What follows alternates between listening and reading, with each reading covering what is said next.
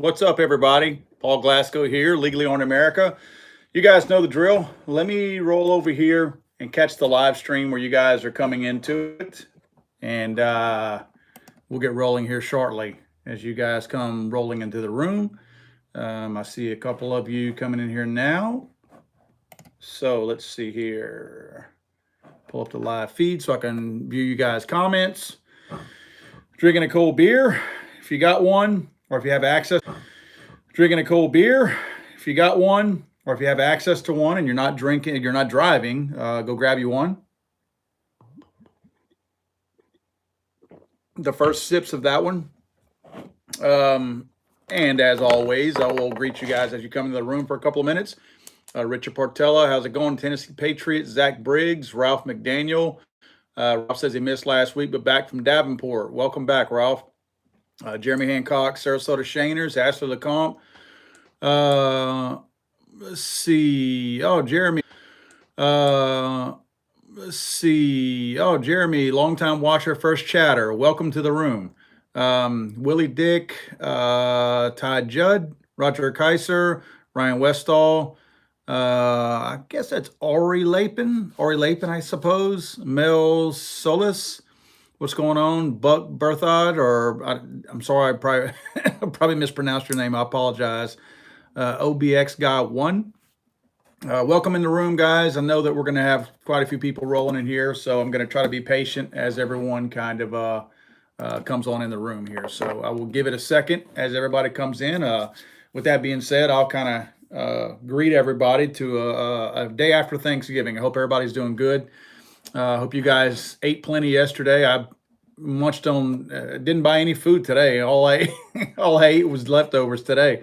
So still kind of killing those leftovers and knocking them down. Let's see, Lamar Delbridge, Keith Pell, Sleepy 1208. Yeah, Buck says, glad you used my idea about the 1911s dropping them from heights. Yeah, we did a test on those before on a 1911, and we did a drop test. We did a drop test from a, it was a perch at the Sheriff's Department's rappelling tower. And it was a good ways up there, but the problem is because of where they rappel at, it was down into basically sawdust and mulch. So it wasn't much of a drop test. I mean, it was almost like dropping them onto a pillow or something like that. So this was much better doing it in the driveway and on the hard surface of the pistol range. So that worked out well. I appreciate the suggestion there. Let's see. No, Sleepy 1208, that's an old microphone. I just usually have it out of the way over here. Let's see. Super FC Smith, glad you're here also. James Crum. Richard Partella said he made his wife watch our holiday safety video. Glad you did. I wish more people would. It's definitely a good one, you know, to bring some awareness this time of year. Brent Flash, cowboy action tomorrow. It should be good weather for it. It's going to be nice out there.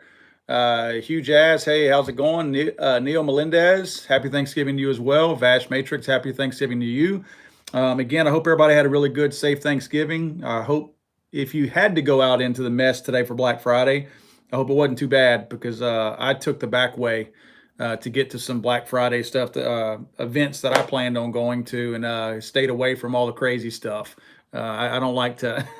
I'm not that good at that kind of stuff. I'm not one of those people that's totally afraid of crowds, but I don't like those kind of crowds. These people are crazy. Let's see. Avery Plank. Avery says, I subbed today. Good to see another gun channel. Yeah, thanks for subbing, man. I appreciate it. You know, I think we kind of fly a little under the radar. You know, some people, obviously people that are on here know that we're out there, and we have enough of a viewership to where we can keep things rolling all the time, but we're not up there at that crazy level where things are just nuts for us. We're at that point where, in most cases, I can usually interact and answer most comments, questions, and even emails that I might get. So it makes it really helpful. I enjoy it. So, but again, thanks for subbing, Avery Plank. Let's see, the Archangel's in here from Lake City, Florida. Glad to see you again. Milspec Grunt, how's it going? Let's see, Cyber Monday. Yeah, I agree. The Archangel says Cyber Monday. That's pretty much, I'm not, you know, I really try to do most of my shopping. I have two ways that I shop, and it's probably not going to be the way everybody will understand it, but I don't like to shop at the big box stores unless it's something I really, really, really need. I like to shop at the local mom and pops if I can. And if I don't shop at the local mom and pops, I'm usually going to get it on Amazon because I know Walmart is local here, but Walmart's not hurting for money. None of the Walmarts around here are hurting for money. So trust me, they're not missing my cash. So when I have the opportunity and I cannot find what I need or get what I need at a local mom and pop, I'm getting it on Amazon. I'm going to get it within 2 to 4 days anyway. So don't have the hassle. I don't have to deal with people who feel like they should make $20 an hour to do a job that takes $7.50 an hour. No offense if you guys work as a cashier at Walmart, but I have yet to find a competent cashier at Walmart. It just seems to be a kind of a red herring. It's really hard to find. So I did, as you can tell, behind me here, I put some of my shotgun shell Christmas lights up. These are pretty cool. These aren't the real shotgun shells because I didn't have the time or the patience. You know, to make these lights, all you got to do is get the white Christmas tree lights and take you some spent shotgun shell casings and just put them around the white part of the light and reclose the end, and it works out fine. I just didn't have the time. I have another box downstairs, and what I can do, because it looks pretty ghetto right here, the way this stream comes through here, I'll probably run it straight across over there to the end past the AK over there and drop it down. That way it kind of frames my backdrop there so it looks a little more presentable. But anyway, that kind of put those up today for the festive mood of the holiday seasons here. It's kind of weird, man, because we are, it's an early Thanksgiving. If you've noticed, we have 5 Thursdays this November because typically our Thanksgiving, most people are under the impression that Thanksgiving is on the last Thursday in November, but it's not. It's only 4th Thursday of November. So if we have a 5th Thursday, it's going to be a week early like it is this year. And I believe next year it's going to be the same way, and then it's going to revert back in 2 years to where it's going to be, it'll fall on the last Thursday because the last Thursday will be the 4th one. But this month, the November 1st was actually, I think, on a Thursday. So that gives us 5 Thursdays, which is why we're going to get, actually, I guess you could say 1 more week of the holiday season this year because it is falling so much earlier than it typically feels like it does. So anyway, let's see. Try to see if we got any of our other friends coming here. Just looking for names that I haven't already talked about or mentioned. Let's see. Yes, Keith Pell. Hey, no way I'm going to be able to pronounce this. Vsauce Lennon, Andrew Ranabarger. I think I did say James Parrott, Justin Walker, Rugged Reviews, Daryl Romine, Jared Gripson here, and Ty Judd. Dan is the best 9 is in here. HBO Matt, HBO Matt. Misfit Miniman, Dan is the best. I already said his name. Okay, guys, I'm going to get into, I got a bunch of crap to go over tonight, a bunch. Let me go through my notes real quick. I know everyone has seen the thing that came out this past week with this idiot Representative Eric Swalwell. I call him Eric Smallball from California. He's in that same San Francisco Bay Area that Dianne Feinstein is in, hence his whole anti-gun attitude. The difference between Smallball and Feinstein is that Feinstein is a seasoned anti-gun veteran. She understands how she has to candy coat things to make it digestible for the average American who probably doesn't have a serious stand one way or the other on guns. They don't stand firm, pro or against. They're just kind of in the middle of the road. So Feinstein understands how to candy coat, how to soften things up and use flowery language to deliver it in such a nice, kind way to where the softies out there can digest it and palate it. And it tastes good to them, and they can say, well, I could see being, having a little bit of, gun control out there. So she gets it. She knows how to deliver it. I'm not complimenting her because she's no friend of mine and certainly no person I respect, but I understand what she does and how she does it, and she's good at it. Eric Smallball is not. He's just not good at it. He's not seasoned at what he does. quite frankly, and I'm going to say this because I'm not a good looking guy. You know how a gay person can say a gay joke and it's supposed to be okay? Well, I'm not a good looking person. I'm an ugly person. So I can make fun of ugly people. It's okay. Eric Smallball is a very ugly person. Eric Smallball has that look on his face like he's like been constipated for weeks, like a really long time, or like he's sitting on something, like he's sitting in a really uncomfortable place and he's just waiting for the interview to finish so that he can get off of whatever it is he's sitting on. This guy, when I watch him, when I see his face and I watch him talk, I feel bad for him. You know what I mean? I feel bad for the guy because he's got that painful look. Like, again, it's either his bowels are locked up or he's like sitting on something like a really bad tree stump, like a cypress tree. Those of you down here in South Louisiana know what I'm talking about, like a cypress knee or something like that is up the guy's butt. He's just got that look on his face like, oh man, you know, kill the camera, kill the lights because I'm hurting here. This guy is a total jackass. For some reason, his name has actually been floated, probably by him. No pun intended. He's constipated, and I use the word floated. He's actually floated his own name to potentially be a presidential candidate in 2020. Trust me, we never have to worry about Eric Smallball being a presidential candidate. I would love it. I would absolutely love it. I would probably like to see him as president if it could just be like a TV show kind of president and not like the real thing, because I would enjoy watching that painful expression he is all the time, just knowing that the guy, as much of an ass as he is, he deserves to hurt whatever hurting he's feeling, is constipation or whatever.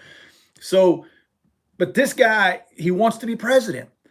That's how big this guy's ego is. Look, these people that are on those left coast and the right coast, they somehow, and I say the right coast, the East Coast, they somehow or another think that they're elite and they don't understand how the central part of the nation works and thinks. Eric Smallball seriously thinks that everybody thinks like he does. Let me take you back to what I'm talking about. Those of you that don't know who this guy is, I'm going to go back to the very beginning. I'm going to give you a very brief, as brief as I can, history of what happened this past week and what triggered it all. We're going to go all the way back to a story that happened May 3rd of this year, 2018, where, and I'm just going to read you bits and pieces of it. I won't read the whole thing. A Democratic congressman has proposed outlawing military-style semi-automatic weapons. Now, when we say military-style semi-automatic weapons, all we're talking about is AR-15s. And to be truthful, knowing who Smallball is, and he's in the backyard of Feinstein, we know he's actually talking about all semi-automatic weapons, whether they be shotguns, pistols, or AR-15. So he's going after, he's doing the same ploy. Again, he's not good at it, but he's doing the same ploy that Dianne Feinstein always has, where they focus on something that they can get people riled up about, like the AR-15. They focus on that, but they write language that will include all semi-automatics. That way they have the legal wording to legally do what they think they can do. Now, I say legally, I'm not talking about in terms of the Constitution, because clearly none of it's legal. But they can, by their own definition, their own set of words that they use, they can ban all semi-automatics because, oops, we included wording to include everything, even though we said we were only trying to include AR-15s. So, Democratic Congressman Swalwell has proposed outlawing military-style semi-automatic assault weapons and forcing existing owners to sell their weapons or face prosecution. A major departure from prior gun control proposals that typically exempt existing firearms. Again, going back to Feinstein, Feinstein was never stupid enough or crazy enough to say, we want to take your guns or we're going to prosecute you if you don't turn them in. In a USA Today op-ed, and I'll try to find the op-ed and I'll post it for you, entitled Ban Assault Weapons, Buy Them Back, Go After Resistors, Representative Eric Swalwell, Democrat of California, argued Thursday that prior proposals to ban assault weapons would leave millions of assault weapons in our communities for decades to come. So what he's saying is, in a nutshell, I'm not going to go through all of this, but he's wanting to do a buyback. Swalwell proposes that the government should offer up to $1,000 for every weapon covered by a new ban. Come on, guys, think about it. How many of you out there have AR-15s that cost you more than $1,000? Probably most of you. Offer $1,000 for every weapon covered by a new ban, estimating that it would take $15 billion Again, Democrats have no concept of money spending or anything like that, or fiscal responsibility. It would take 15 million bucks to buy back roughly 15 million weapons and criminally prosecute any who choose to defy the buyback by keeping their weapons. Okay, a couple of things that are clearly wrong with this. Number one, it's not a voluntary buyback. Again, like I said, he's not good at using flowery language. He's trying to make this sound like it's good for us because there's a buyback and because he's offering $1,000. Okay, that's his attempt to try to sugarcoat this thing, but he's not good at it because he's too stupid to realize that most Americans realize that, for one, it's not a voluntary buyback if you're making me give my gun up. And if you're making me give my gun up and I'm not saying I'm okay with it. I'm not saying I'm okay with the buyback, but hear me out. If I give you my gun, that cost me, let's say I have a scar over here. What do they cost? $2,400? If I give you my FN scar and you give me $1,000, I just got hosed for $1,500. I paid taxes on that gun also. My tax money is gone. I don't get my tax dollars back. So I also didn't get made whole either on the gun because you didn't pay me back for the whole gun. So you're taking my gun, and if I don't give it back to you, you're going to prosecute me. So what is voluntary about that? That's a forceful confiscation of guns. So you're threatening me, telling me that if I don't give you something that I bought legally. Now let's remember this. You purchased these AR-15s 100% legally. There was nothing illegal about anything that we did purchasing these AR-15s. They were 100% legal whenever we bought them. But Eric over here is saying that if I don't give up my legally purchased gun, he's going to put me in jail. Now, you know the ironic thing to me about these Democrats that want to put me and you in jail if we want to hold on to something that the Second Amendment protects and we purchase legally? You know what's really ironic? These are the same people, and I'm not being obnoxious here. You can look at this guy's record and see that I'm telling the truth here. These are the same people that also want to have prison reform and let all these criminals who have had burglaries, armed robberies, even some rapists, all these assaults, obviously the drug dealers, they want to put all those people back on the street and free them, but they want to put us in jail.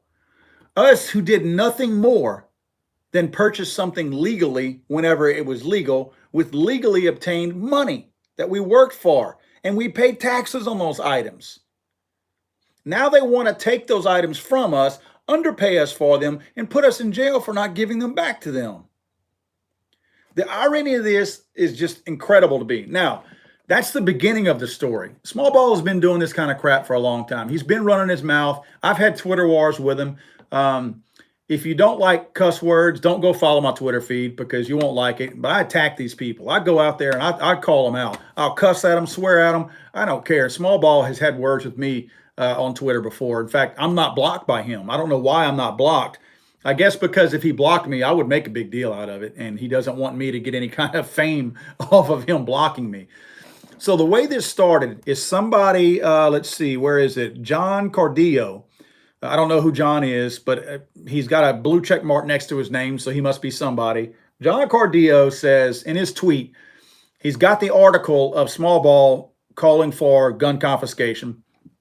And John says, make no mistake, Democrats want to eradicate the Second Amendment and ban and seize all guns and have all power rest with the state. These people are dangerously obsessed with power. Okay.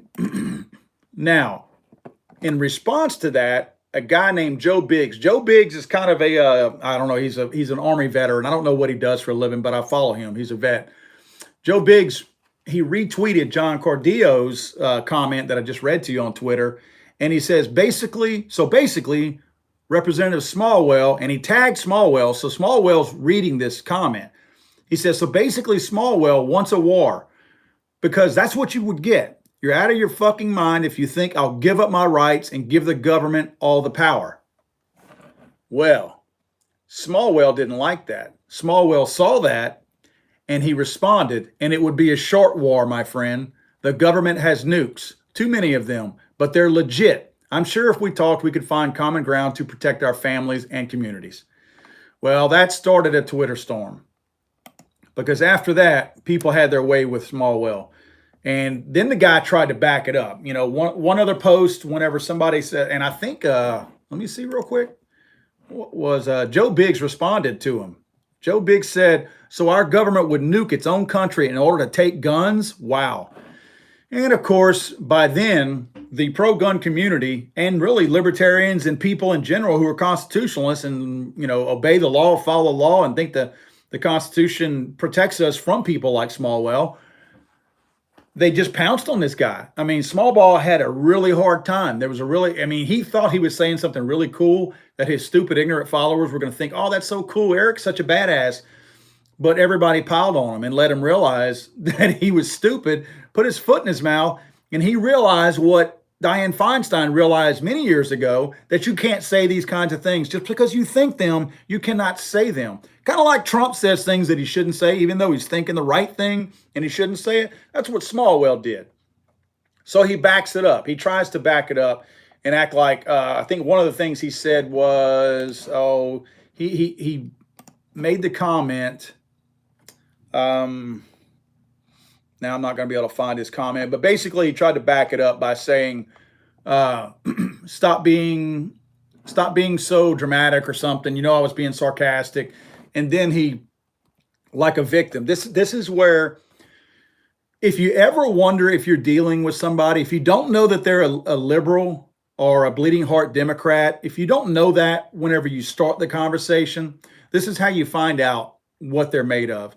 If they suddenly, once you call them on it and you blow them up with facts, if they all of a sudden become the victim and start going, whining about how you did them wrong and how now all of a sudden they're the one that's taking the beating, poor me, you're dealing with a liberal. Because this is what he did. Now he made another post after that going, now this wasn't to anyone. This was just like to his constituents, to all of his people, to where he could say, all right, I got my butt kicked, but I'm going to try to have the last word.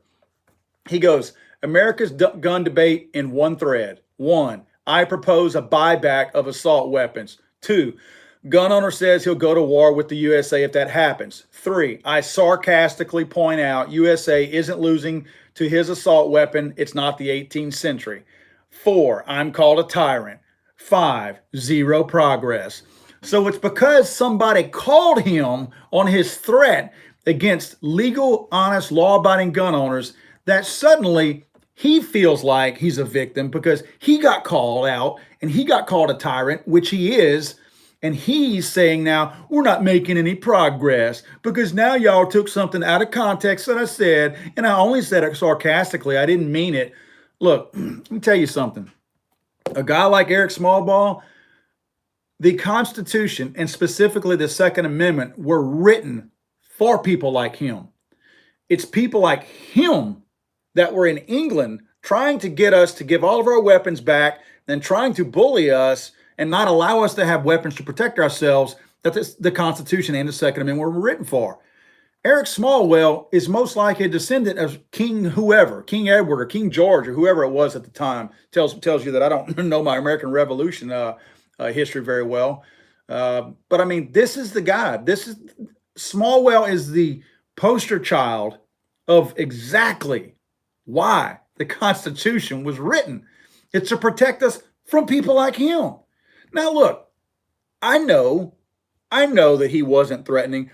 He'll never have, Congress doesn't have the ability to say we're going to use nuclear weapons. That's not his job.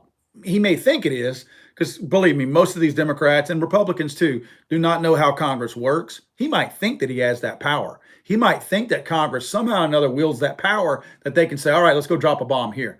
But personally, guys, and I'm just going to be real straight, I don't think he really meant that we're going to nuke somebody. No, that's not what he meant.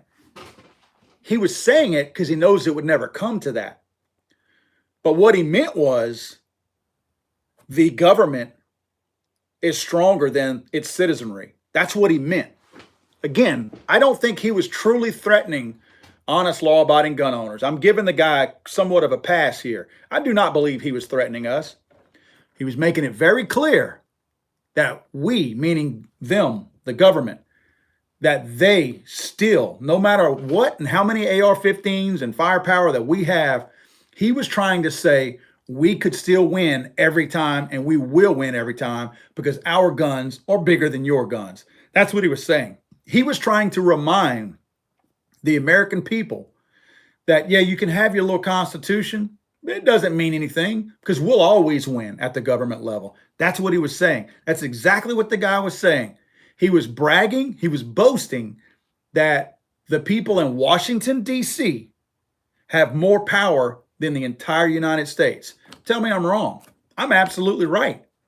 He was trying to say that there are 500 to 600 people, 500 and something, or between the Senate and the House, 535 people, the president, and everybody in Washington, D.C. He's trying to point out that there is a group of people calling the shots that have more power than the entire United States citizenry does. That's exactly what he was saying. He sees himself as part of that elite group, which he is, but he sees himself as an elite.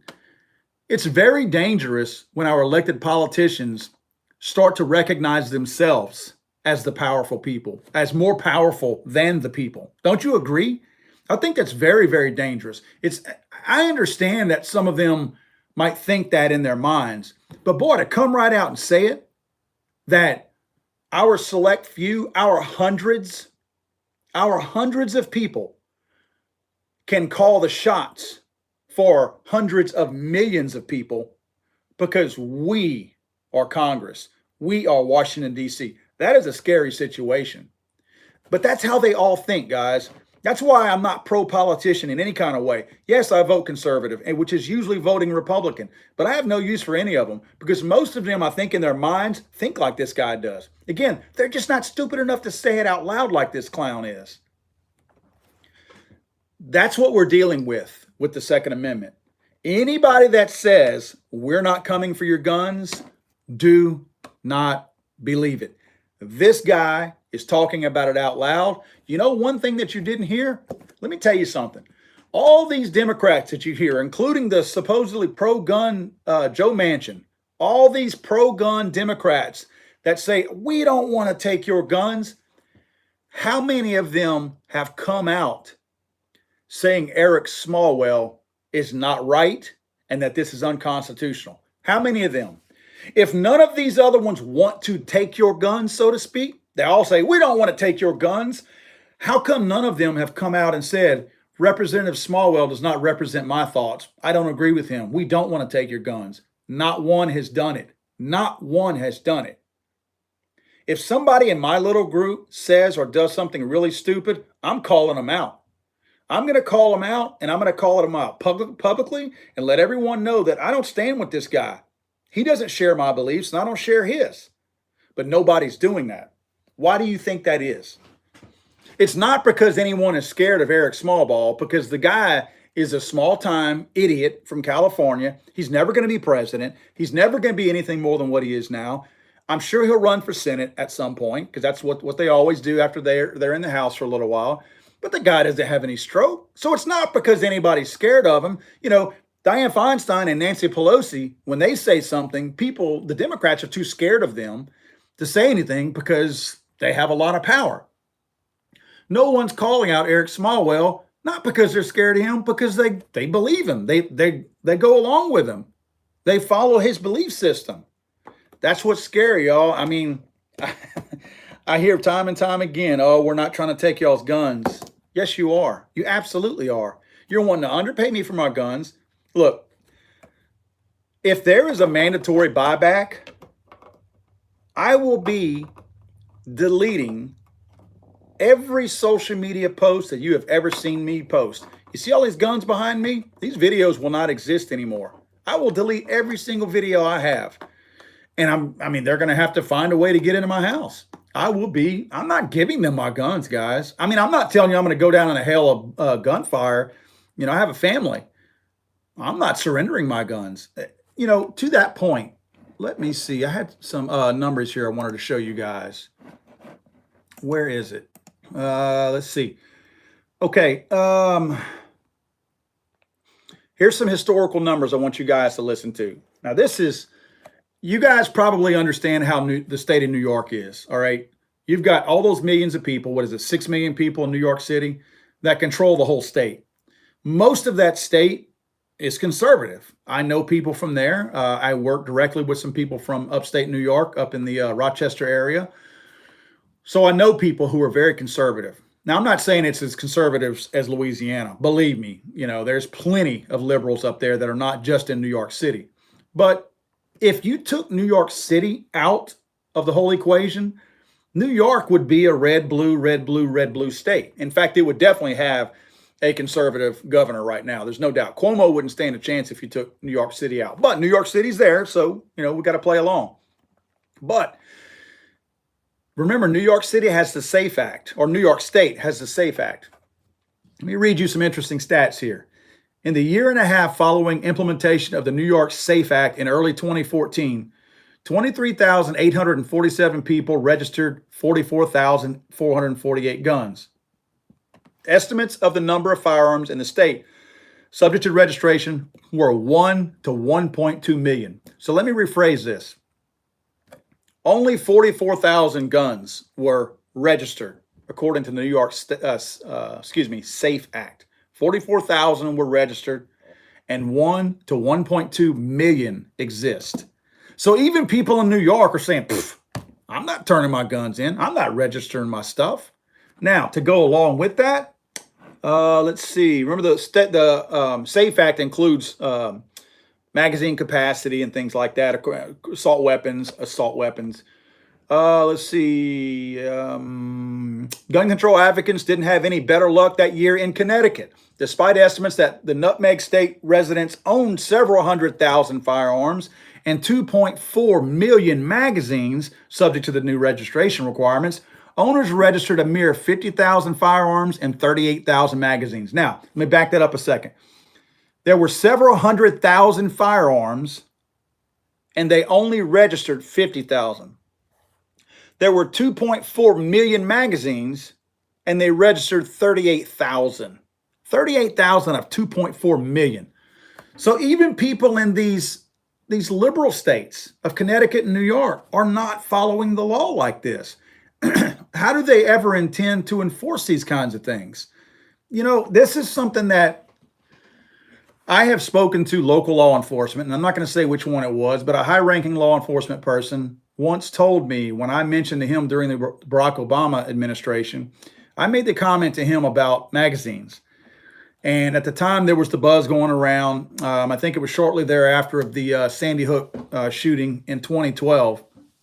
And I asked him about magazine bans. And I said, I don't ever see it happening in our state. But let's say that for some reason we ended up getting all emotional like most of these Democrats do and allowing a law to pass that would limit high capacity magazines, standard capacity magazines, as I like to call them. What would you do? His phrase to me was, I'm not sending my guys to confiscate those. So that's the way it is. Basically, you're a felon in waiting is what happens, because most people are not going to turn them in. The law is not going to come to your door and kick the door in. What's going to happen is if you get caught with those items, now you're going to be a felon, and then all this goes away. You go to jail and all your stuff gets confiscated and taken from you. That's the sad thing. We all become felons in waiting because we're not turning our stuff in voluntarily, because I know they're not coming to my door, which honestly, some of us that do this for a living, we might get our doors kicked in. Who knows? I mean, I'm sure if we got some kind of liberal law person around here, they would obviously know what I've got in my house. And, who knows? I mean, they'd have to have a court order to do it, but I guess they could. They have probable cause that I have all these things. If I don't go turn in all these things that they see in these videos and pictures, and they have a registration, and they say, well, gosh, Paul hadn't turned anything in. Well, that gives them probable cause. Again, I don't know how any of that works, and I don't think we'll ever get to that point, at least not here in Louisiana. But I mean, that's a theory that could definitely happen. But the more realistic theory for most of us that are just average everyday guys are the fact that we still, again, I'll repeat, we will become felons in waiting. You know, it will be a traffic stop. It'll be one of us driving back and forth from the gun range. We might be driving to work one day and have an AR-15 that has a magazine that's bigger than what's allowed by state law or federal law. We get stopped, they confiscate it, boom, you get nailed as a felon, you lose your job, your family gets put in a poor home, and you go to jail, and they confiscate all your guns. It's things like that that can happen. That's why I get aggravated whenever bills and laws get thrown forth, and you have all these people that go out and say that'll never pass. I put a video out last week, I think it was, and it was about bill number HR 7115. Excuse me, guys, I'm going to take a poll. HR 7115 was the, quote, 3D bill that had nothing to do with 3D printed guns. If you ever, if you could ever have a better indicator of how manipulative Congress is, the way they word a bill to get people's emotional juices flowing and get their attention, and the bill has nothing to do with that soft, fuzzy, flowery name. It's the 3D printed bill, because nothing about 3D printed guns is in there. It's about outlawing AR-15 and semi-automatic parts, all parts, to make a semi-automatic gun. Don't think that if you're not making a build from scratch, that you're going to somehow be immune to that. If you're trying to buy an upgraded trigger, probably even a set of flip-up sights, anything that you're wanting to add to your AR-15 or a semi-automatic gun in general, it could be a Glock modification. You will not be able to buy those because it won't be legal to sell anymore. You won't be able to do anything like that. There's people that are commenting on my video saying that I'm a fearmonger. Now, all I'm doing is reading the bill that they put out. I'm not making this up. This isn't my opinion. I am reading a bill. I am stating what the bill states. And I am telling you that when they say that you will be arrested or that you're going to be breaking the law whenever you have these items, I'm just repeating that. I'm just saying that the bill says that if you're caught with these things, you're going to be a felon. That's not my opinion. How is that fear-mongering? I am reading a legitimate bill to you that people, elected officials, have formally put forth to try to make law. And you're going to tell me that'll never pass. You're fear-mongering. Let me tell you something. It's that kind of attitude that thinking that nothing will ever pass is how stuff gets passed. Because you sit back and you put way too much faith and confidence in these jackasses in Washington, D.C. who don't really care about your constitutional rights. Look, guys, I don't care who you support in Congress. I don't care. It does not matter to me. I voted for a whole lot of people in Washington, D.C. 100% of the people in Washington, D.C. do not care about me or you. Let me repeat that. 100% of the people in Washington, D.C. do not care about me or you or our rights. They don't. They are now in that elite. They get a lifetime retirement. They get lifetime free health care. Their families stay protected depending on at what level of the government they are. They're in the club. They're in the club. They're part of that elite group. They're not like me and you. They're better than us. They have now become part of that group that we despise so much. Don't think for 1 minute that they care about our wants and our needs and our rights. They absolutely don't. They care about, number one, their own wants and needs, and number two, staying in office. That's all they care about. Look, the Republicans only support the Second Amendment because there's a bunch of us out there that support it. If Americans stopped supporting the Second Amendment, the Republicans wouldn't get behind that. They don't care about that. You say what you want, they don't. They care about the Second Amendment because you care about the Second Amendment, not because they care. They care about your vote that's tied to the like of that Second Amendment, not because they care about it in any kind of a way. So that's what's scary to me. We should not be sitting back. And I'm not, look, guys, I'm not trying to be a victim here. I can handle the ass clowns out there that think that I'm fear-mongering because I'm going to continue to do what I do. I'm not worried about those guys. So please don't think I'm trying to make myself look like a victim here. I'm a big boy. I can handle it. But what pisses me off is not that they say stuff to me, that they think like that, because that's what gets us in trouble. That whole complacent mindset is how we get to this place. We got here because we didn't make enough noise whenever we should have. We got to this point because we didn't get back in people's faces as aggressively as we should have. We have to now stand up to these guys, man. This is not a call to arms or anything like that. I'm not one of those kind of guys. We just got to be active. Man, if you have a group of guys that can peacefully protest at your state capitol or wherever, man, do it. Do it. You know, write letters that are audible, that you can actually read and tell what they are. Use proper punctuation and spelling. Send it to your congressman. I'm going to tell you the thing I say all the time. I'm going to get another drink here. I firmly believe in phone calls, emails. If you guys will go on, I don't know if you've ever sent emails to Congress people. When you go on any of their systems, they're all made the same, because I've sent emails to other states, senators and congressmen too. First of all, they try to purge that out because they ask you what your zip code is. And if you can't give a zip code that's in their state, a lot of times you can't even comment on a senator or congressperson from another state. But I digress. When you go to their website, there's a drop-down menu. You can put your name, your address, and all that. Then there's a drop-down menu. The drop-down menu is simply a category of listings of things like hot topics. There will be one for healthcare. There always is. There will be one for the economy. There will be one for probably immigration. Probably the Second Amendment. There usually is one for the Second Amendment. There's like 7. There's usually about 7 items in the drop-down menu that you can choose from.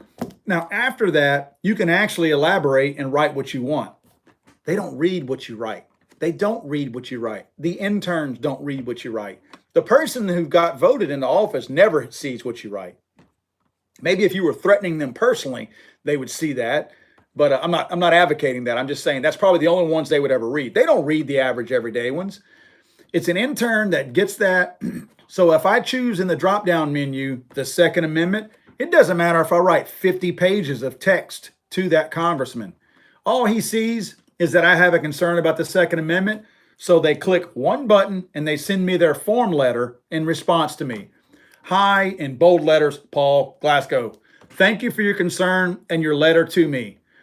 I stand for the Second Amendment and all Americans' rights to keep and bear arms, and then they'll put something else in there that kind of makes them sound mushy on the other side. And I think that we need to have a reasonable conversation, blah, blah, blah, blah, blah. So it's just a bunch of bull crap that is a form letter that goes out to everybody. That's why I'm saying emails don't work. I still send emails because I want to keep them busy and let them know that that's still a hot topic. So in other words, if they still receive a whole bunch of emails that are Second Amendment related, at least they know their constituents are concerned about the Second Amendment. Even if they don't know the content of what those emails are, they still know it's a Second Amendment issue. So I still think it's good to send those. Doesn't do a whole lot of good to write much in there because nobody's really reading that. But a phone call, unless you cuss to them and swear at them or ugly to them, they got to listen to you. When you call up there, you're going to be heard. And I keep them on the phone for as long as I can. I've even asked them to repeat my name back to me to make sure they got it right. I tell them that, and I even tell them I expect a phone call back. A lot of times they will tell you, oh, well, I can't guarantee that the senator is going to call you back or something like that. But I tell them anyway, and I ride them and I let them have it. I tell them that what the guy's done wrong and what I think of them. I give them a mouthful. So at least they're hearing it. A human is hearing it. Again, whether or not it ever gets to where it's supposed to go, I don't know. But I do ask for a response. And I've gotten a response before. I've gotten responses when I said, I want a response from this. I do not want your form email. I want something either emailed back to me that's addressing my exact question, or I want them to call me back. And I will give them my email many times, twice so far. I've gotten emails back. They haven't called me back, but they have written to my direct email and sent their concern based directly on what I asked them. So you can get them to address you directly. That's what's important. You have to engage these people. It's way too easy for them to go off to this fancy luncheon, go play golf, go to some little fundraiser and ignore their constituents and what's really going on in their area. It's too easy for them. You got to make it not easy. You got to make it hard for them. You got to be that roadblock. You got to be that person that disrupts their daily schedule to where they have to address it. Because that's the only way that you're going to push it to the front of their mind. If it stays in the back of their mind, it's not a big deal to them. And again, they could blindly go along with this. If you're Congressman X and an anti-gun bill comes up, we can't expect these guys to be gun experts. Again, when you put a bill out there that talks about, it's basically the wording encompasses every single semi-automatic gun out there, but you word it with a 3D bill, that average everyday congressman who's too stupid to know anything about guns, but might be running on a pro-gun platform, well, he's too stupid to know anything about guns.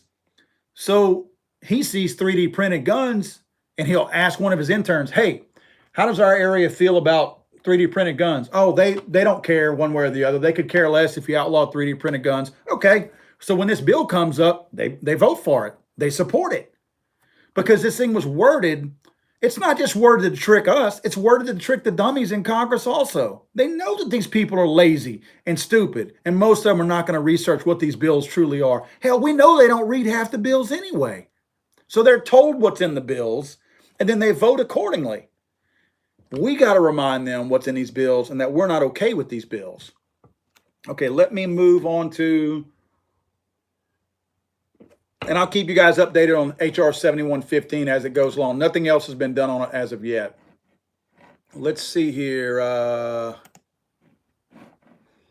Where's my next one at? Yeah, here we go. Along that same vein of what we're talking about here, Gabby Giffords. I may offend some of you whenever I tell you all this, but I don't feel sorry for Gabby Giffords. You know, she's the one, the congressman, or she a senator whenever she got, I think she was just a congressperson, a representative, when she got shot in Arizona by that nut job. I do feel sorry for her that she got shot, but she has, honestly, guys, I should rephrase this. I don't feel sorry for her cause. I do feel sorry for her. I don't feel sorry for her husband. Her husband, Mark Kelly, I call him Mark Kelly Giffords because he's only known because he's Gabby Giffords' husband. But he was the captain and NASA, all this kind of stuff, and did all that whole kind of crap out there where he space shuttle captain or whatever. His brother, his twin brother's the one that actually just got back, spent a record amount of time in space. But anyway, Mark Kelly Giffords was nothing. His wife got shot. Then all of a sudden they became pro-gun people because they seized on that opportunity. They had an opportunity in front of them to make money. And Mark Kelly was like, okay, my wife is crippled now. She's brain damaged. So now I can make money off of her and it doesn't cost me anything. And look, I have a living dummy here. And I say dummy. I'm not calling her a dummy, but she's kind of a walking vegetable. He basically is pimping her out. He's using her to promote his own anti-gun platform. I do believe she has some sound mind to her, but when she reads, it's like reading off of well, it's like, I mean, it's reading something that's written for her. Again, I know she's brain damaged, but that's part of it. You know, she's being told what to say, and Mark is using her and he's pimping her. So the ironic thing is they have come out in the past where Mark has even said, I think he has the SIG P320, or maybe he has a 220, but I know he has a SIG because he bragged about how I'm a gun owner. Like being a gun owner qualifies you. All of a sudden, you know, that's like saying I have a Bible, so I never do anything wrong. You know, he said he was I'm a gun owner. You know, I support the Second Amendment, as he goes on to talk about his anti-gun ways. Well, for so long, they went on, they launched their little group, their little anti-gun group back in 2013. And their mantra all along was that they wanted to have a discussion. They want to have this serious discussion, you know, about guns. We want to talk. We're not trying to take your guns away. Well, guess what? The lid has just gotten blown off of their little organization. Their organization used to be called Americans for Responsible Solutions. And apparently Mark Kelly Giffords couldn't get enough money. He couldn't pimp his wife enough. So now he calls it the the Giffords Institute for Reasonable Solutions or something like that. He's actually put his wife's name in it. What a pimp daddy he is. He really knows how to make that money using his wife. So now they have a guy who was a former ATF agent who works for them now. And this guy is kind of like Eric Smallball. He doesn't understand that you got to ease your way into these anti-gun conversations, that you can't just go into it full bore. Well, this guy's going out and saying what he wants to do. Remember, they are on record as saying they don't want to take guns, restrict guns, or, oh gosh, let's see. We don't want to take away your guns any more than we want to give up the 2 guns we have locked in a safe at home. So Mark has 2 guns. But let's see. This guy's name is former Bureau of Alcohol, Tobacco, Firearms, and Explosives agent and current Giffords Senior Policy Advisor David Chipman made clear to The Hill this week it is an explicit policy priority for Giffords. In response to a question about AR-15s, Chipman responded, "What I support is treating them just like machine guns." Reiterating that America's most popular rifle should be subject to the National Firearms Act, the NFA. To me, I'm quoting him. To me, if you want to have a weapon of war, here we go with that making you feel bad about a weapon of war. The same gun that was issued to me as a member of the ATF SWAT team, it's not the same gun. It makes sense that you would have to pass a background check, which you do. The gun would have to be in your name, that's registration, and there would be a picture and fingerprints on file, registration. To me, I don't mind doing it if I want to buy a gun. Well, that's his opinion, and he works for an anti-gun organization, so he's not buying guns, so we know he's lying about that. He's not buying guns because they want to restrict guns. How is the person who works for an anti-gun organization who wants to ban AR-15s going to turn around and tell me and you, it doesn't bother me any. If I want to go buy an AR-15, I don't mind doing it. Well, clearly you don't want to go buy an AR-15 because you're saying that none of us should be able to own one. I mean, that's like me saying that, I don't know, if I wanted to go buy a bunch of cocaine, I could. Well, I don't want to. So it would be kind of false of me to say that. Or if I said, I wouldn't mind if somebody was trying to sell me cocaine that came in a pumpkin. Well, you know what? I'm not going to buy cocaine, so why do I care if it's served in a pumpkin or not? That's what this guy is saying. He's saying he doesn't mind doing all this crazy stuff as long as to go buy an AR-15, so we should be okay with it. No, sorry, dude. It doesn't work like that on me. I'm not that much of a, you can't use your Jedi mind tricks on me because they don't work on me. Let me explain something to you. Whenever they say, remember how we talk about how a lot of times they lay things out that we accept? In other words, we take the bait because it doesn't sound that bad.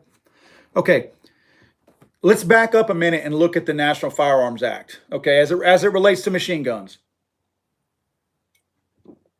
If we treat a legal semi-automatic AR-15 just like a machine gun, which is what they're proposing, think about this. First of all, you got to register it. So that means you got to register it. That means that machine guns have been banned. Civilian possession of machine guns,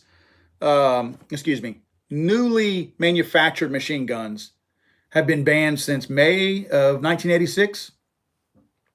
So no machine guns in the United States have been manufactured for civilian use. I realize that for military and law enforcement use they have, but for civilian use, no civilians can buy a machine gun that was manufactured after 1986. That's the machine gun.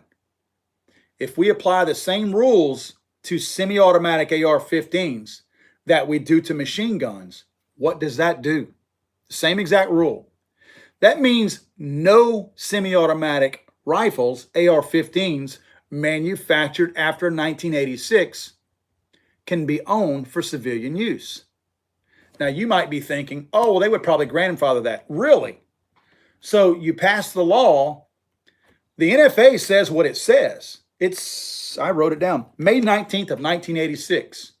That's what it says. It doesn't say May 19th, 1986, or whatever other day you want it to be. It's just that day.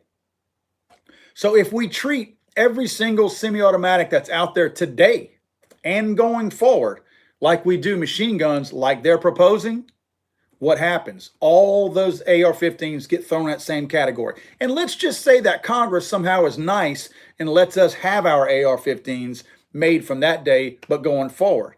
Okay, so that means that whatever day they pass that law going forward, you cannot manufacture any more AR-15s for civilian use, even if they are semi-automatic. No more are allowed. Now, granted, this is simply a threat from an anti-gun group. And yes, they're not as dangerous as the Eric Smallballs and the Dianne Feinsteins, because those people are legislators. Those are the people who are actually making law on our behalf, so to speak, in Washington, D.C. I get and I understand that the Giffords organization does not do that. But what the Giffords organization does is they brainwash voters out there into talking to their congresspeople and senators and getting them to think a certain way. So as long as these people are out there, heavily funded anti-gun groups are out there telling the stupid people, let's face it, they're stupid, ignorant people, that all these things are good and, oh, we just want them to be treated like a machine gun. You know, machine guns are so mean and nasty. We just want AR-15s to be treated the same way.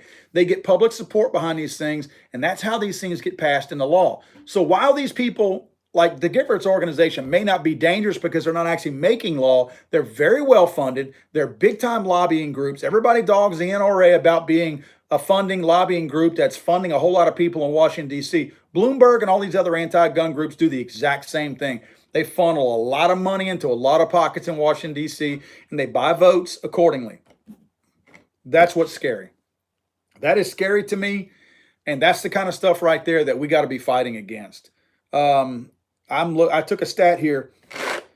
This is an incredible stat to me because I expected it to be much higher, and I still think that it is. But from what I read from a Pew Research poll, which polls don't mean a whole lot. I mean, it's wherever you're polling at, who you're polling. But supposedly only 57% of Americans oppose a ban on AR-15s. I don't believe that. I don't believe that. There's what do they say? There's 15 million suspected AR-15s out there. 15 million AR-15s. I find it really hard to believe that 57% of Americans oppose a ban on AR-15s.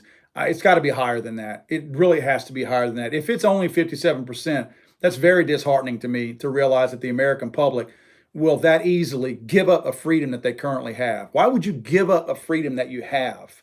If you have the freedom to own and possess something and you don't want it, don't get it. Don't ruin it for me. I'm not killing people. What's the old saying?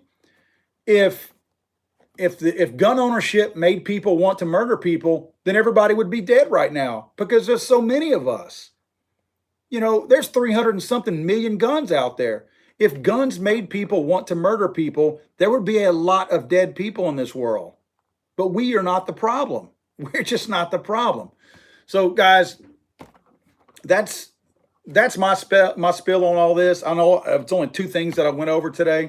But man, it's a scary time to me right now because there are things going on that everybody's getting ready for. Look, if the Democrats are so bold to put these bills out only days after they won the midterm elections, imagine what they're going to do once they actually get in power in January. Just wait. They're floating these bills right now to see what kind of sticks, what sticks and what they think they can get some traction on. And then they're going to build off of those things whenever they get in there in January. You watch, not only do they want to disrupt Trump, but they want to disrupt the gun community big time. It's funny and it's ironic. As sad as the media and the Democrats are as far as trying to attack Trump, no matter what he likes or does, think about this. Do you think the Democrats and the media hate Trump so bad that if Trump came out against guns, that they would all of a sudden support guns? I mean, it's a reasonable question because it doesn't matter what Trump comes out and supports. They immediately oppose it. It doesn't matter what person. They could be the biggest garbage out there, the biggest hunk. If they're on Trump's side, they're horrible. They're horrible people, like Jeff Sessions, for instance. Oh, he's a racist. He's this, he's that. He's a horrible man. He's not doing his job. As soon as he gets out of office, poor Jeff, poor Sessions. He was the only true guy in the Trump administration that was a good person. And then all of a sudden they're friends of his and fans of his. So it makes me wonder that if somehow another Trump turned on guns, would the entire rest of the country now see our side of it and back it? I'm not asking for that because I don't want that. I'm just saying that's how ridiculous the media and the Democrats have gotten. that they're so anti-Trump, it makes you wonder if they would be actually go to that point if it got to that. Guys, I am about out of breath here. Let's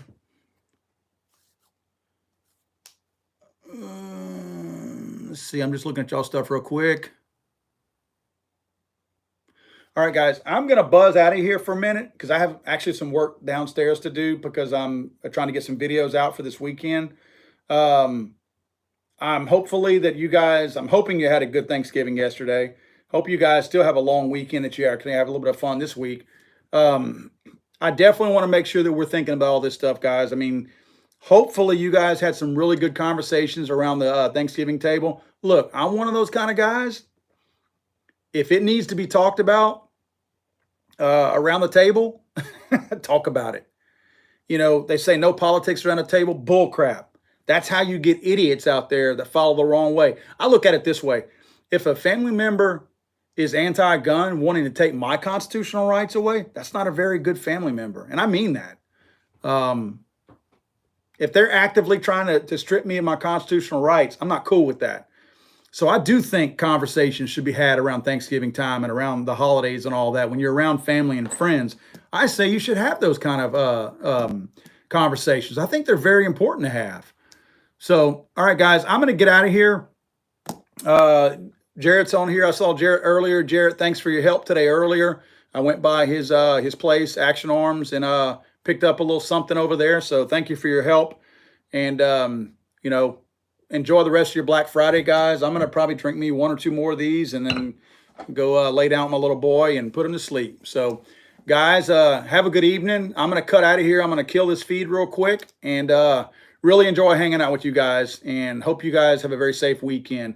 And again, as always, if you're drinking tonight, you know, please don't drive. I don't support that and promote that at all. And but I do hope you guys have a safe one. And I look forward to seeing you guys next Friday night. Thanks again.